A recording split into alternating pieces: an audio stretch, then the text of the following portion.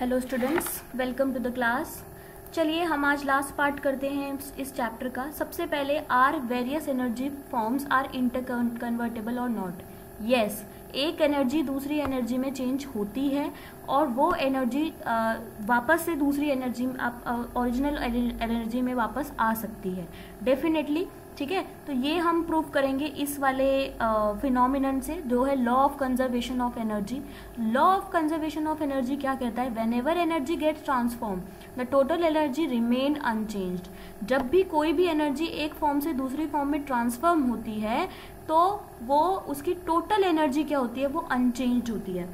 ठीक है, तो चलिए, this is a law of conservation of energy. According to this law, energy can be converted from one form to another form. Either it is neither be created nor be destroyed. The total energy of the universal system become unchanged, or we can say constant, and the total energy before and after the transformation remains the same. तो चलिए, इसका एक example इसने यहाँ पर बड़ा अच्छा एक प्रोसेस यहाँ पर इसने डिस्कस किया है। हम ये प्रोसेस डिस्कस करेंगे। Let an object of mass M, कोई ऑब्जेक्ट है जिसका मास कितना है? एम है। उसको मैंने क्या किया, एक मतलब सर्टेन हाइट से, जिसकी हाइट कितनी? M be the made the fall freely from a height H. मैंने क्या किया, उसको ऊपर किसी भी हाइट से उसको मैंने फ्रीली फॉल कराया। ठीक है, हाइट h है मान लीजिए।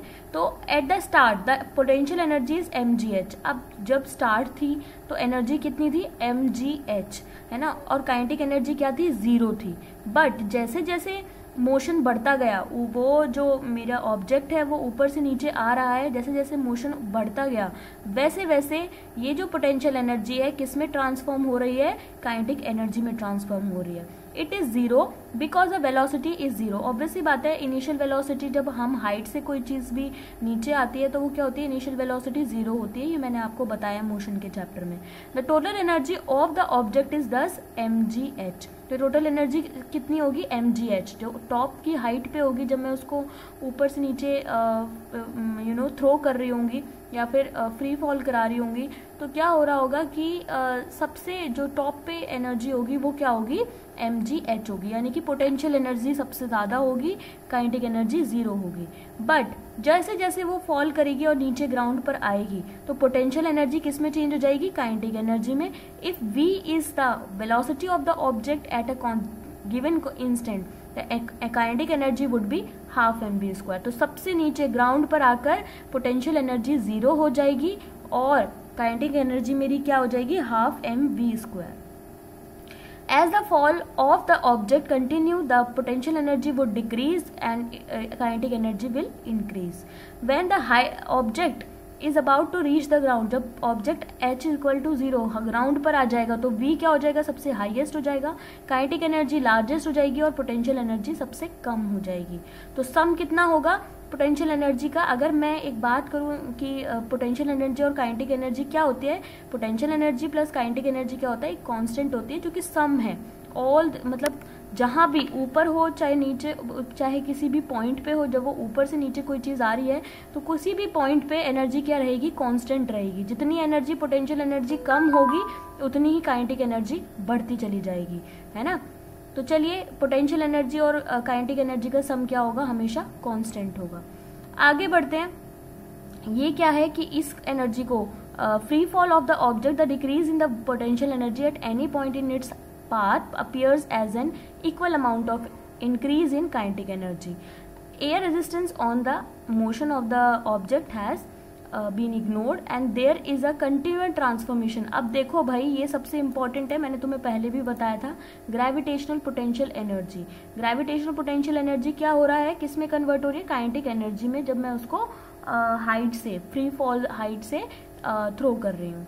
ठीक है, आई होप क्लियर हो गया होगा आपको। अगर नहीं क्लियर हुआ है तो डेफिनेटली आप मुझे पर्सनल मैसेज कर सकते हैं, so that I can again explain you this. ठीक है, तो रेट ऑफ डूइंग वर्क क्या होता है? सबसे पहले देखिए, रेट ऑफ डूइंग वर्क हम यहाँ पर पढ़ेंगे। रेट ऑफ डूइंग वर्क क्या होता है? Power. Power measures the speed of work done, how fast and slow work is done. Obviously बात है, आप जितनी जल्दी काम करेंगे आपकी उतनी ही ज़्यादा वर्क एफिशिएंसी है, आप उतनी ही ज़्यादा आप में पावर है। आप जितना स्लो काम करेंगे उतना ही आप में आपका वर्क, जितना आपका कम वर्क होगा उतनी आपकी पावर भी कम होगी। तो पावर किसे कहते हैं? Power is defined as the rate of doing work, और we can say rate of transfer of energy. ठीक है, ये ध्यान रखना बहुत इंपॉर्टेंट है। पावर क्या होता है? Work upon time. ठीक है, मान लीजिए मैंने 5 जूल का वर्क किया और कितने मिनट में किया? 1 मिनट में किया, तो 1 आवर में किया, तो मेरा क्या होगा? पावर कितना होगा? 5 जूल पर आवर। ठीक है, तो चलिए पावर की यूनिट क्या होती है? वॉट होती है। ये एक ऑनर है साइंटिस्ट के लिए, जेम्स वॉट, जिसने इसको डिस्कवर किया था। ठीक है, 1 वॉट क्या होता है? 1 what is the power of an agent which does work at the rate of 1 joule per second. ठीक है, तो 1 जूल क्या होता है? 1 वॉट क्या होता है? 1 जूल पर सेकेंड। ठीक है, 1 किलो वाट में कितने होते हैं? 1000 वॉट होते हैं, और 1 किलो वाट में 1000 वॉट होते हैं, ये भी हमें पता है। ठीक है, तो चलिए आगे बढ़ते हैं। ये बड़ा इंपॉर्टेंट क्वेश्चन है 11.7। ये मुझे क्वेश्चन बहुत ज़्यादा इंपॉर्टेंट लगते हैं। ठीक है, चलिए डिस्कस करते हैं। और कमर्शियल यूनिट ऑफ एनर्जी वाले भी क्वेश्चंस बहुत ज़्यादा इंपॉर्टेंट हैं। देखिए 2 गर्ल्स हैं जिनका वेट है 400 न्यूटन, क्लाइंब अप, उनको क्या है? रोप पर चढ़ रही हैं। उनकी हाइट, रोप की हाइट कितनी है? 8 मीटर है। ठीक है, ठीक है, वी नेम वन गर्ल, एक girl, we name one of a girl A, एक गर्ल का नाम हमने ए दिया है, दूसरे का बी दिया है। गर्ल ए क्या है? वो 20 सेकेंड में क्लाइंब अप कर जाती है, और गर्ल बी क्या है? 50 सेकेंड में करती है। तो सबसे ज़्यादा पावर किसकी होगी? तो हमको पता है पावर इक्वल टू क्या होता है? W/J। वर्क डन कितना है यहाँ पर? mgh। ठीक है, mgh। क्यों mgh है? क्योंकि यहाँ पर क्या है? पोटेंशियल एनर्जी, वो क्या कर रही है? वो क्लाइंब अप कर रही हैं। ठीक है, आप देखो यहाँ पर वर्क डन कितना होगा? mgh। ओके, क्योंकि क्या होता है कि वर्क डन क्या होता है? फोर्स इंटू डिस्प्लेसमेंट होता है। फोर्स क्या होता है? Mass into acceleration multiply displacement. Displacement कितना है यहाँ पे? h होगा, और मास इंटू जी। ए क्या है? एक्सेलरेशन क्या होगा? Gravitational acceleration due to gravity में चेंज हो जाएगा एक्सेलरेशन, तो mgh हो जाएगा डिवाइडेड बाय t। आप वैल्यू पुट करेंगे, जिसका भी ज़्यादा आएगा उसकी ज़्यादा पावर होगी। ठीक है, तो नेक्स्ट क्वेश्चन है, a boy of mass 50 kilogram runs up a staircase 45 steps in 9 second. बहुत इंपॉर्टेंट क्वेश्चन है।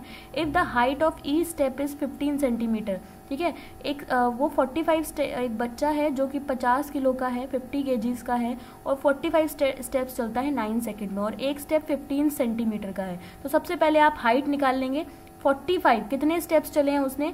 एक स्टेप अगर 15 सेंटीमीटर का है, और 45 कितने होंगे? 45 मल्टीप्लाई 15 है ना। आप इसको मीटर में कन्वर्ट करेंगे तो आपको पता चल जाएगा कि कंप्लीटली हाइट कितनी है स्टेयरकेस की, जिस पर बच्चा क्लाइंब अप, जिस पे बच्चा रन किया है, जिस पे बच्चे ने रन किया है। उसके बाद वेट क्या है? वेट हमें पता है mg होता है ना, और 50 इंटू 10 500 न्यूटन हमारा वेट हो जाएगा। ठीक है, उसके बाद देखिए पावर हम करेंगे तो mgh divided by T. m क्या है हमारा? 500 है। g हमारा क्या है यहाँ पर? हम mg हमने ऑलरेडी निकाल लिया है, mg हमने ऑलरेडी निकाल लिया है। m क्या था? 50। आप अगर नॉर्मली यहाँ पर भी ना निकालें, आप डायरेक्ट अगर फॉर्मूला पुट करें तो m क्या है? 50, g क्या है? 10, h क्या है? 6.75, और आपका t हमें पता है 9 सेकेंड। तो आपका आंसर आ जाएगा। लास्ट टॉपिक इस चैप्टर का ये है commercial unit of energy. Very very very important. आप ये क्वेश्चंस को प्लीज़ सॉल्व कीजिएगा, बहुत इजी क्वेश्चन है और कुछ भी नहीं है इन क्वेश्चंस में। अगर कोई डाउट हो तो पूछ सकते हैं।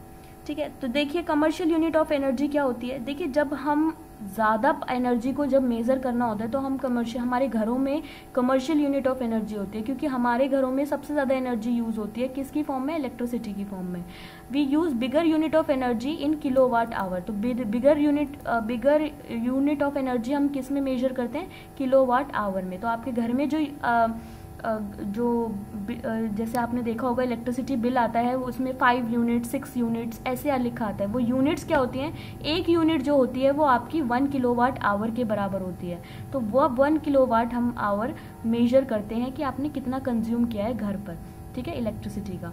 तो देखो एक बार 1 किलोवाट आवर क्या होता है। 1 kilowatt hour is the energy used in 1 hour at the rate of 1000 joule per second. तो 1 किलोवाट आवर क्या होता है, 1 किलोवाट मल्टीप्लाई 1 आवर, ठीक है। अगर मैं इसको एक्सपैंड करूंगी तो 1 किलोवाट को अगर एक्सपैंड करूँ तो 1000 वाट, और 1 आवर को एक्सपैंड करूँ तो 3600 सेकेंड्स।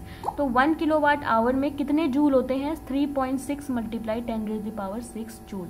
हमेशा ध्यान रखना। लास्ट क्वेश्चन है, बहुत बहुत ज़्यादा इंपॉर्टेंट है।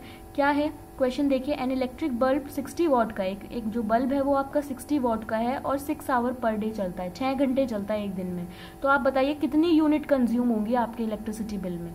तो देखिए बल्ब 60 वाट का है, तो सबसे पहले मैं इसको हमेशा ये ध्यान रखना, आप किलोवाट आवर में चेंज करना है सबसे पहले। तो 60 को मैं किस में चेंज करूंगी, किलोवाट में।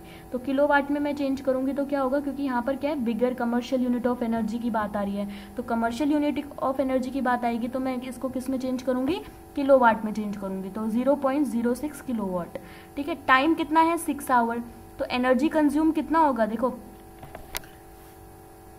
पावर क्या होता है, पावर होता है work done divided by time.